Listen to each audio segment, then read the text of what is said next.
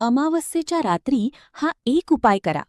घरातील भांडणं, वाद, चिडचिड हळूहळू कमी होऊ लागतील. पण 90% लोकांना हा उपाय माहितीच नाही. नमस्कार मित्रांनो. घरामध्ये सतत वाद होत असतील, लहान सहान गोष्टींवरून भांडणं वाढत असतील, तर अमावस्येच्या दिवशी हा पारंपरिक उपाय नक्की करून पहा. अमावस्येच्या संध्याकाळी घर स्वच्छ करा. देवाजवळ तुपाचा दिवा लावा आणि एका वाटीत समुद्री मीठ घ्या. त्या मिठामध्ये 7 लवंगा आणि 2 कपूरचे तुकडे टाका.